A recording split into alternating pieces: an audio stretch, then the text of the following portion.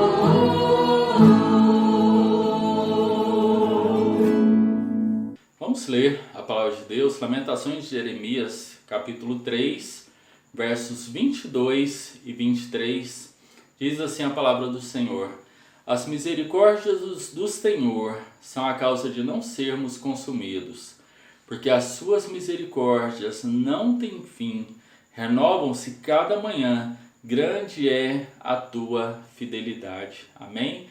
Então a fidelidade do Senhor, a misericórdia do Senhor se renovou nesta manhã. Então louvemos e adoremos o nosso Deus. Seguro estou, não tenho temor do vão, se guardado pela fé em meu Jesus. Não posso duvidar desse amor real, ele seu caminho sempre me conduz. Não me deixará, mas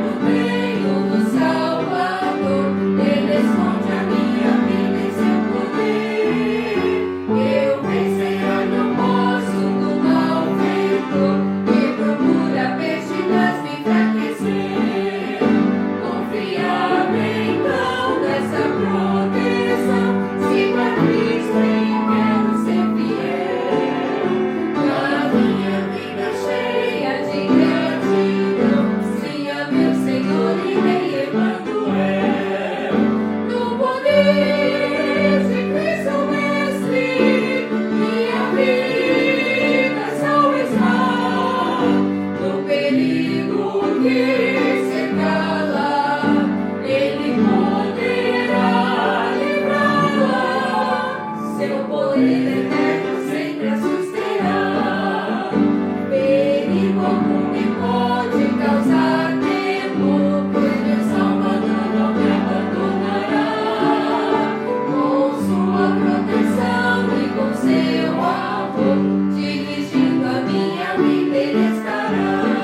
Nunca o deixarei, mas fiel serei, sempre vivo e cheio de fervor. Marido Redentor, meu Senhor e Rei, eu me entregarei firmado em seu amor. No poder de Cristo Mestre, minha vida salva está. Do perigo que cercá-la, Ele poderá livrá-la. Seu poder eterno sempre a susterá. Temos vivido dias de alegria, mas também dias de tristeza. Então nós vamos orar, vamos interceder nesse momento. Feche seus olhos e vamos buscar a presença do Senhor em oração. Oremos. Senhor Deus, nosso Pai, te agradecemos, ó Deus, por mais uma vez estarmos junto a Ti, Senhor, em oração.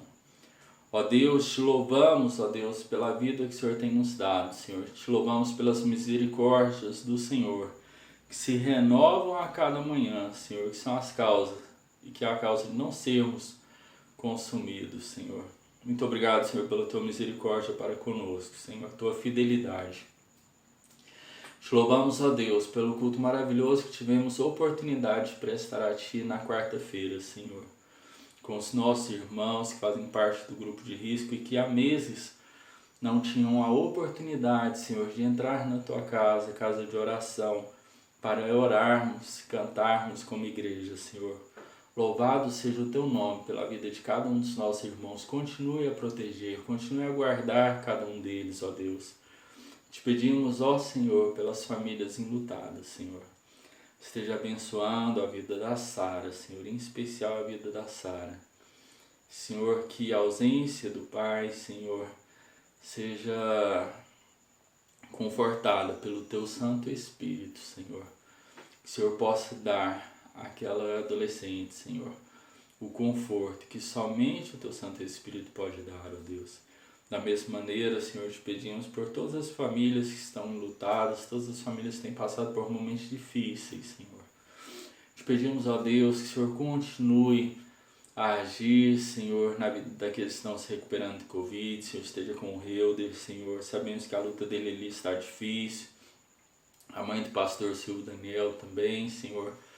Te pedimos, ó Deus, que o Senhor esteja agindo nessas vidas, agindo na vida de tantas outras pessoas que estão na UTI, que estão em enfermaria, Senhor, em apartamentos, cuidando de cada uma delas. Senhor, nesse mês também estamos intercedendo por aqueles, meu Deus, que fazem tratamento de câncer. Te pedimos, ó Deus, que o Senhor esteja abrindo os nossos olhos, Senhor, quanto é importante a prevenção, Senhor, e que também possamos ter o Teu cuidado no tratamento, ó Deus. Te pedimos, Senhor, que o Senhor esteja com cada acompanhante dessas pessoas, Senhor, fortalecendo a cada um deles. Estejam com os nossos irmãos, Senhor, que trabalham em capelanias hospitalares, Senhor. Nesse sentido, Senhor, nós já passamos por essa oportunidade de também servir as pessoas através do auxílio ali na Araújo Jorge. Senhor, esteja abençoando a cada participante desse ministério tão bonito, Senhor, tão confortante para a vida daquelas pessoas, ó Deus. Continue a usar cada um do Teu povo, Senhor, desse ministério, e faça, meu Deus, um milagre na vida dessas pessoas, Senhor. Te pedimos, Senhor, esteja abençoando a vida da nossa igreja, Senhor, abençoando a cada irmão que tem participado dos nossos cultos presenciais, a cada irmão que só pode participar dos cultos online, Senhor. Também te pedimos que o Senhor abençoe aqueles que não estão participando, Senhor, para que eles possam ver a Tua glória, o Teu poder, Senhor, e que possam se render a Ti, Senhor, e ter comunhão, não apenas contigo, mas também conosco, ó Deus. Te pedimos que o Senhor esteja abençoando, Senhor, a cada lar que está participando deste culto. Nós não sabemos os problemas que os nossos irmãos, que as pessoas que estão participando agora estão vivendo, Senhor. Mas Tu sabes, ó Deus, nós clamamos, Senhor, para que esses pedidos, para que a oração dessas pessoas sejam atendidas, Senhor, conforme o Teu propósito, Senhor. Esteja falando-nos ao coração, Senhor, nesta manhã. Falando, meu Deus, profundamente, de maneira que nós possamos mudar nosso comportamento, Senhor, quanto à oração, quanto à defesa do Evangelho, Senhor. Esteja falando ao Teu povo, Senhor, sempre, através das músicas, através da leitura e através da mensagem, Senhor. Continue abençoando o pastor, a sua família, orientando a vida do pastor, Senhor, orientando ao cuidado que deve ter, Senhor, do Teu povo, Senhor. Confiamos em Ti, Senhor, neste direcionamento. Também Te pedimos pelos líderes, Senhor, não apenas batistas, mas daqueles que têm levado a sério o Evangelho, têm vivido o Evangelho e têm pregado o Evangelho. Ouça a nossa oração, Senhor, e atende conforme a Tua soberana vontade, Senhor, que nós possamos agir para que a Tua vontade, Senhor, aconteça em nossas vidas e através das nossas vidas. Essa é a nossa oração com perdão dos nossos pecados. Em nome do Teu Filho amado Jesus. Amém, Senhor.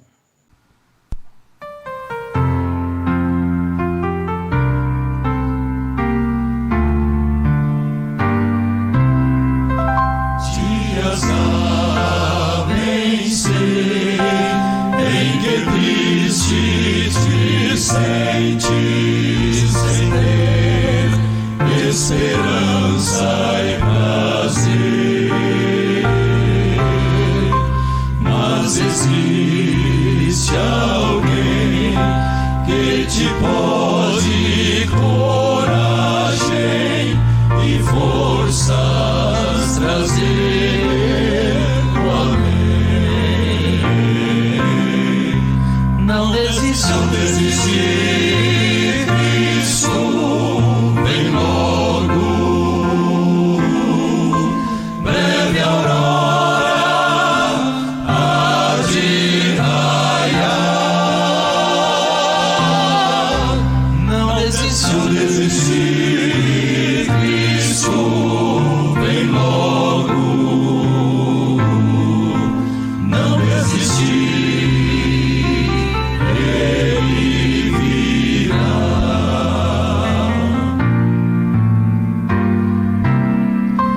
Este mundo, eu sei, não vai muito longe, o mal então findará.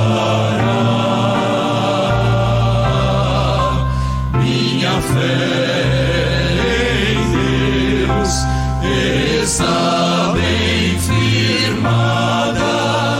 Jesus prometeu regressar. Não desistir, Cristo vem logo, breve aurora há de raiar. Não desistir, Cristo vem logo, não desistir, Ele virá. Não desistir, Ele virá.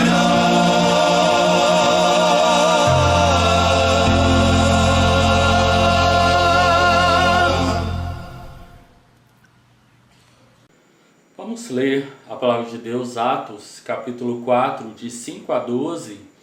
Esse é o verso que a gente vai ler nesse momento, mas a nossa mensagem ela pega Atos 4, de 5 a 31. Mas nós vamos ler Atos capítulo 4, de 5 a 12. Diz assim a palavra do Senhor. No dia seguinte, reuniram-se em Jerusalém as autoridades, os anciãos, os escribas, e Anás, o sumo sacerdote, e Caifás, João, Alexandre e todos quantos eram da linhagem do sumo sacerdote.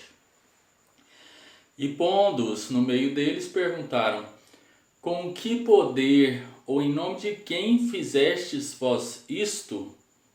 Então Pedro, cheio do Espírito Santo, lhes respondeu.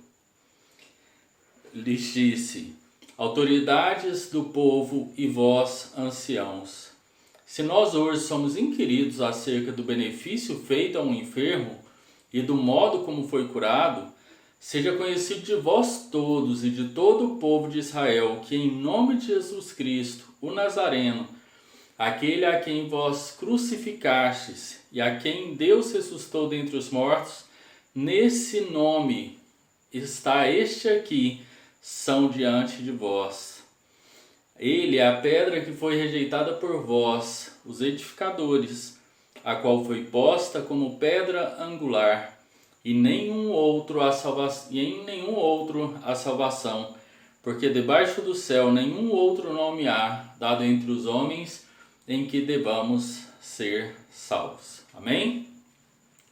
A igreja primitiva, ela não tinha as vantagens que muitas igrejas de hoje em dia têm, que possuem, que se orgulham disso, recursos abastados, né, vindo de doações de pessoas ricas.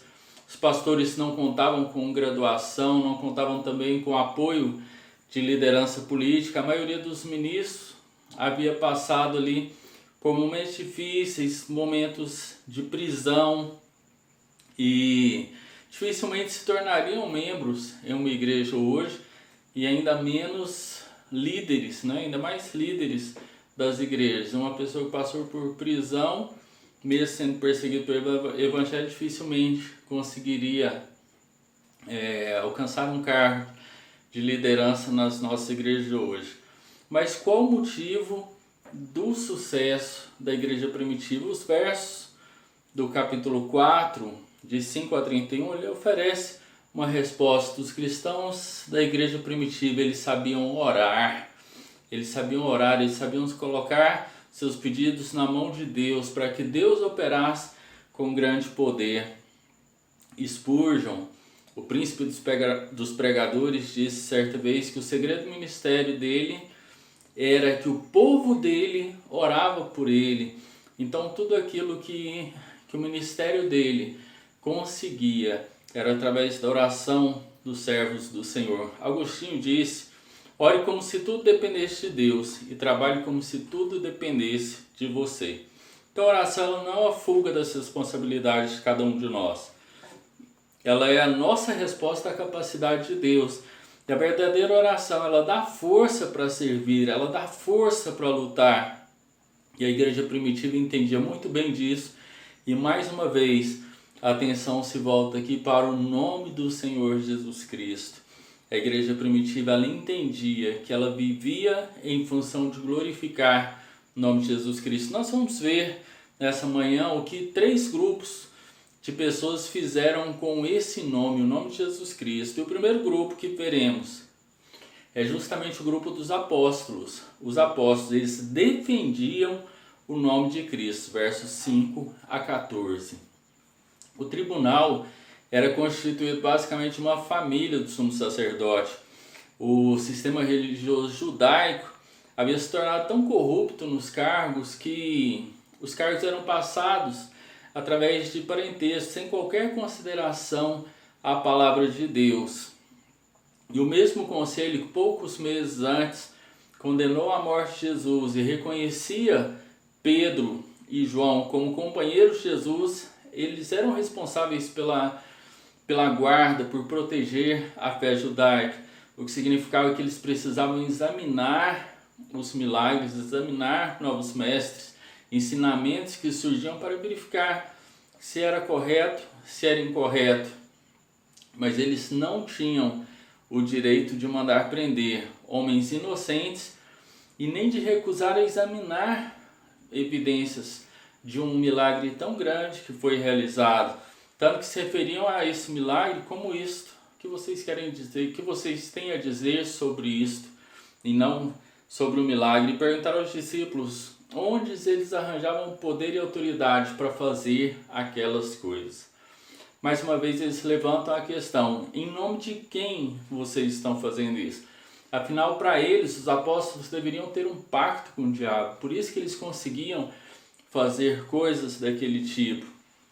Eles não acreditavam no poder de Deus agindo através dos discípulos. Mas Pedro, mais uma vez cheio de ousadia, cheio do Espírito Santo, falou pelo poder desse mesmo Espírito, uma experiência que aconteceria também mais tarde. Ele fala: queridos, recebemos o Espírito Santo e no nome de Cristo nós fizemos isso.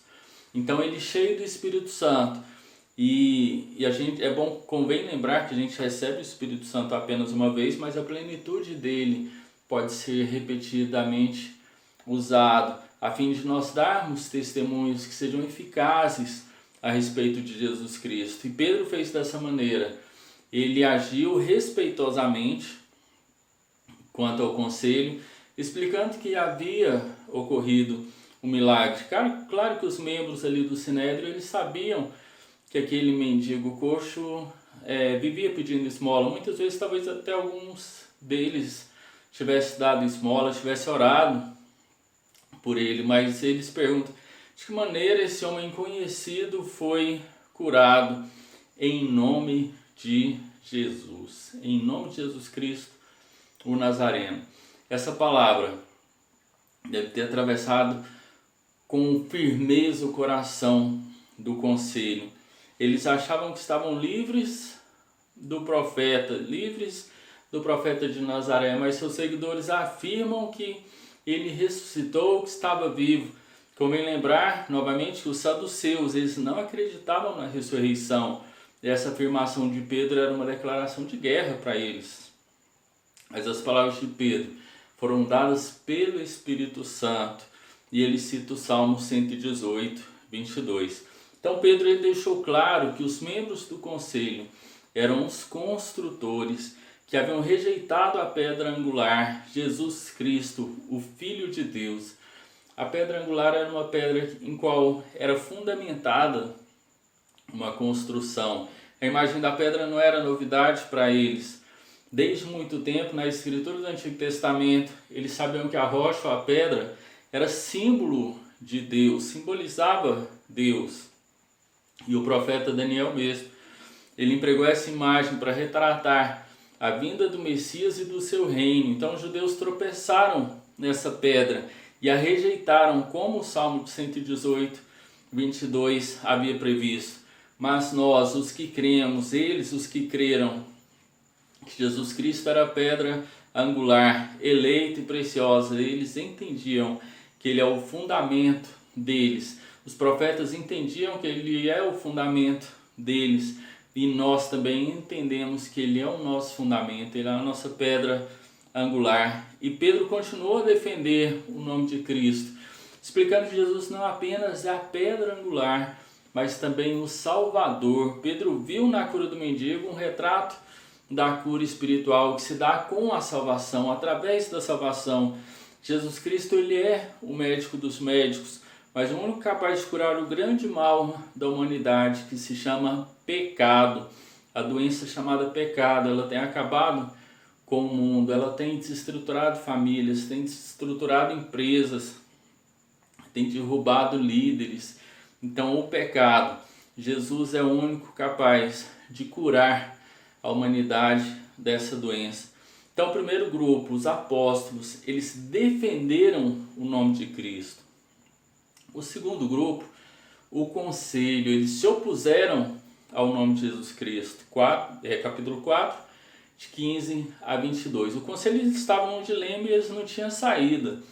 Não podiam negar o milagre. O homem estava ali de pé diante deles, firme, e eles não podiam explicar isso de maneira viável. Então, como explicar que um feito tão poderoso foi realizado? E Pedro e João, eles não eram escribas profissionais ou ministros autorizados ali da religião judaica, eles eram apenas discípulos e seguidores de Jesus. Eles eram pescadores. Então o conselho notou a coragem de Pedro, o que só serviu para aumentar a perplexidade deles, dos líderes judeus.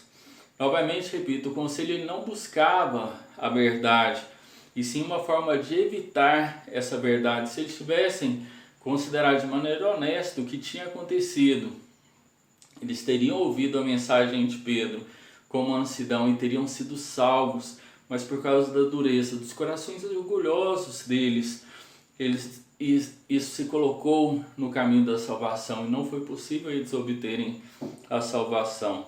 Interessante que a reação deles é a prova de que os milagres por si mesmos não são capazes de converter do pecado nenhum pecador.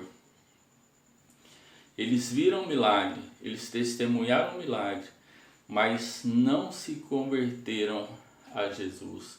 Não aceitaram o Salvador, independente daquilo que os olhos deles estavam vendo. Só a palavra de Deus é capaz de fazer isso. Somente o Espírito Santo é capaz de convencer o homem do pecado, do arrependimento. O conselho ele encontrou uma maneira, na visão deles, de se opor de maneira efetiva ao nome de Jesus Cristo, que era um movimento natural que eles pensaram, olha, vamos deixar que esse movimento deles morra naturalmente. Isso aí para eles não era de Deus, então falaram, vamos esperar, não vai dar certo, vai acabar. Por isso, eles ameaçaram os apóstolos, proibindo que eles ensinassem e pregassem em nome de Jesus. Pensaram que agindo assim, iam abafar e acabaria tudo. Essa sentença mostra o quanto o inimigo teme o testemunho da igreja às pessoas, pois Satanás tem procurado calar as pessoas, tem procurado calar os crentes, isso desde o princípio. Infelizmente, no caso de muitos cristãos, ele tem conseguido alcançar os seus objetivos.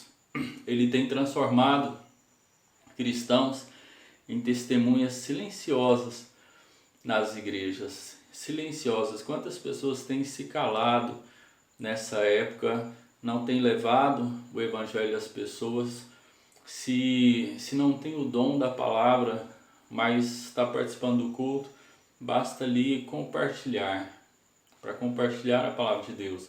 Mas não, estão calados, estão mudos, estão emudecidos. Testemunhas que deveriam falar de Jesus estão calados em tempos de anunciar a palavra de Deus.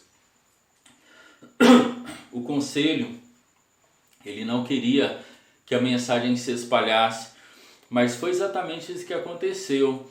Eram 120 pessoas, passaram para 3.000, depois para 5.000 e foi aumentando até chegar no número de hoje. As tentativas que Satanás usa de calar a igreja só faz com que ela se fortaleça, com que ela cresça e o testemunho ainda mais forte para o Senhor.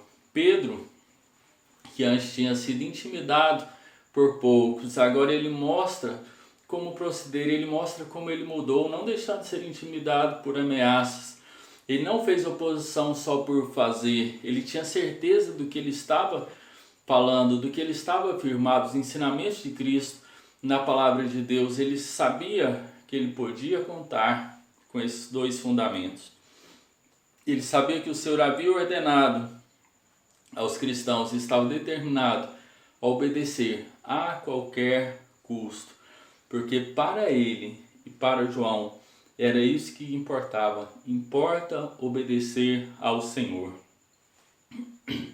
Pedro e João não foram os únicos a desobedecerem às autoridades a fim de servir a Deus. Quando nós buscamos na Bíblia, nós vemos pessoas que foram instrumentos de Deus, seguindo princípios bíblicos, porque tinham uma mensagem de Deus que não podia ser questionada, e eles eram convictos disso, faziam tudo por motivo de suas consciências, pois eles pertenciam a Deus, e isso era o que importava, é fazer a vontade de Deus.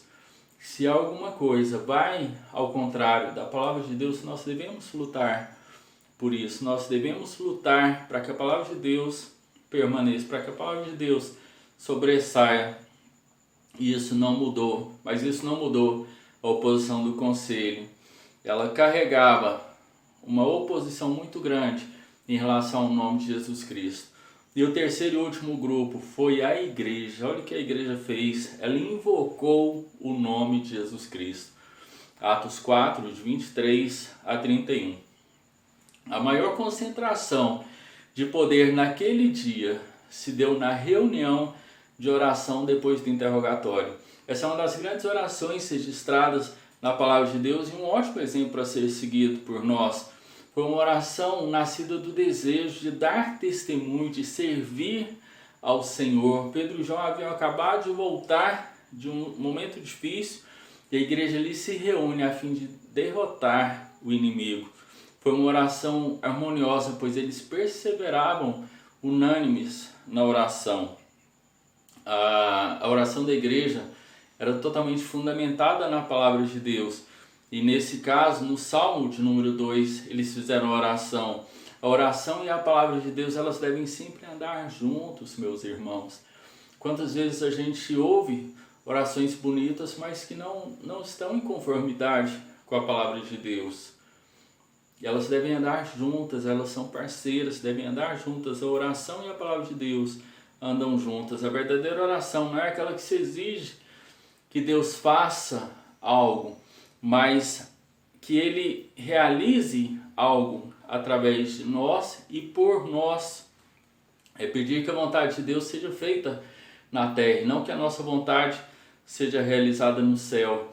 A sabedoria dos nossos irmãos da igreja primitiva era muito grande, pois eles pediram para Deus que lhe desse poder para eles usarem esse poder da melhor maneira possível e realizar o que Deus já havia determinado. Isso é demonstração de fé, porque Deus tem um plano perfeito e se cremos nisso, nada melhor do que pedirmos que Ele nos use, que Ele faça a sua vontade através de nós, por meio de nós e em nós. E Deus deu o poder que a igreja precisava. Eles tinham consciência da soberania de Deus, até mesmo na perseguição. Não permitiram que a sua fé na soberania divina anulasse a responsabilidade que eles tinham, pois eles davam testemunho fiel e oravam. A fé no Senhor soberano é um estímulo para a igreja, é um estímulo para o povo de Deus continuar servindo ao Senhor quando as coisas estão difíceis. A fé no Senhor soberano faz com que a gente persista, com que a gente lute, com que a gente tenha consciência de que seremos mais que vencedores. Eles não pediram proteção, eles pediram poder. Não pediram fogo do céu para destruir o inimigo, mas pediram poder para pregar a palavra de Deus e curar os enfermos no nome de Jesus. A oração foi feita com fé, e a oração com fé, ela libera o poder de Deus, e a mão de Deus age, ela opera. O desejo deles era glorificar o servo de Deus, Jesus Cristo. O nome dele que lhes dava poder para ministrar a palavra e para realizar todos esses milagres. Somente o nome de Jesus era o digno de glória. O maior propósito da oração respondida é glorificar a Deus e não as nossas necessidades, não as nossas vontades. Deus, respondendo, o que ele fez estremecer o local que eles estavam reunidos e enchendo seu povo mais uma vez do Espírito Santo. Essa demonstração do poder divino deu ousadia, deu ânimo, renovou a esperança daquele povo que precisava continuar servindo ao Senhor apesar da perseguição oficial. E finalizando, irmãos, os apóstolos, eles defenderam o nome de Jesus Cristo, a igreja defendeu o nome de Jesus Cristo. E Deus espera que nós façamos o mesmo hoje, quer seja na faculdade, no trabalho, na escola, onde quer que estejamos, devemos defender o nome de Cristo. E defender o nome de Cristo é começar com o nosso testemunho. Antes de abrirmos a boca, com o nosso viver, nós já estamos defendendo o nome de Cristo se temos um testemunho correto. Essa é a melhor defesa. Muitos, mas muitos mesmo, se opõem e vão continuar se opondo ao nome de Jesus Cristo. E nós devemos estar preparados para isso, firmados na palavra, numa vida cristã, numa vida de comunhão com Deus, comunhão uns com os outros e através da oração. Quando somos leais ao Senhor e o colocamos em primeiro lugar, nós podemos crer que Ele será fiel até o fim, nos levará à vitória. O nome de Jesus Cristo, irmãos, Ele não perdeu o poder. Ele não perdeu o poder. Mas muitos de nós têm deixado esse poder de lado, porque não temos orado ao Deus soberano, não temos orado pedindo para que Deus faça a vontade dele. Nada está além do alcance da oração, exceto que esteja fora da vontade de Deus, disse alguém.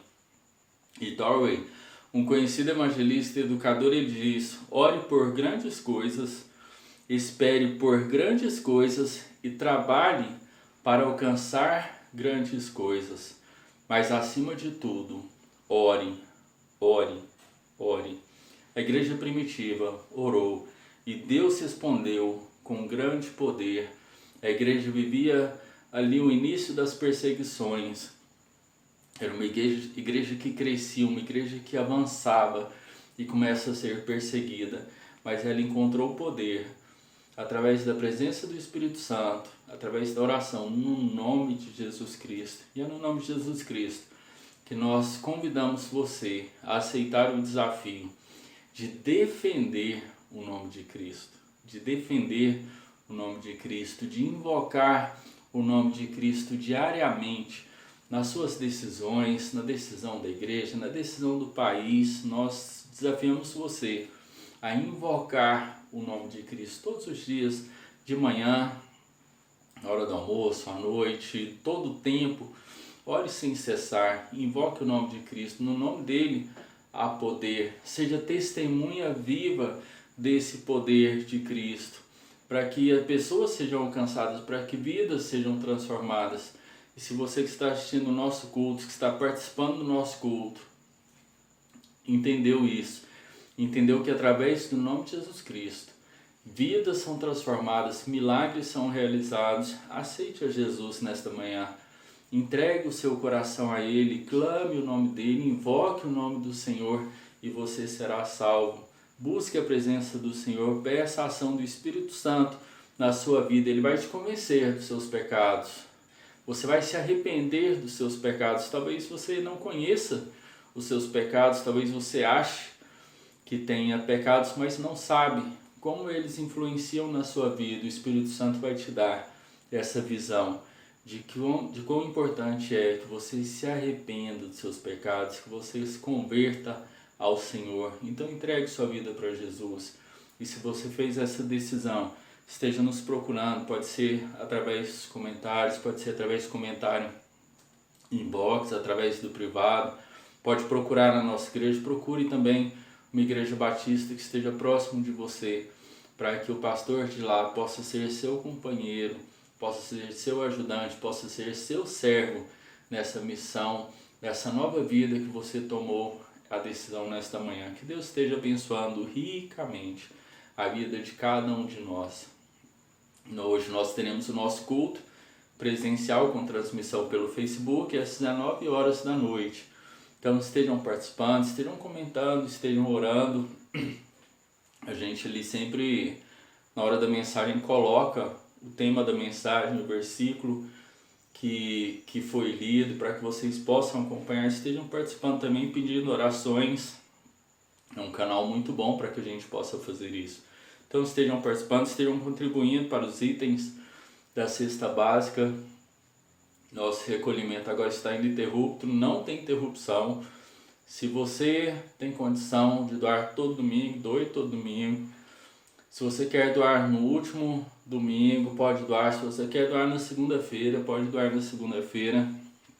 Então, todo o tempo, nós estaremos recolhendo os itens da cesta básica para que vidas sejam atendidas. Continue participando dos nossos cultos devocionais.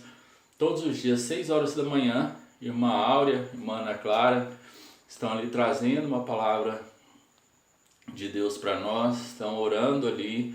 Irmã Letícia, irmã Carol também, à noite, 8 horas da noite, também trazendo uma mensagem do Senhor, trazendo orações e também nos nossos cultos. Quarta-feira tá variando entre 19h45 e 8h15. Então 19h30 já se acalma o seu coração e já se concentre em cultuar o nosso Deus. No domingo de manhã, a partir de 9h45, entre 9h45 e 10h15, da mesma maneira, já acorde cedo, já toma o seu café tranquilamente, já vai na feira e depois assiste o culto e depois do culto vai ter confraternização com a sua família, lembrando para não aglomerar com pessoas que não moram na mesma casa que você, cuidando assim uns dos outros. Que tenhamos um domingo muito abençoado e à noite que possamos ter a oportunidade de adorar, cultuar o nosso Deus às 19 horas. Fiquem com Deus, um ótimo domingo a todos.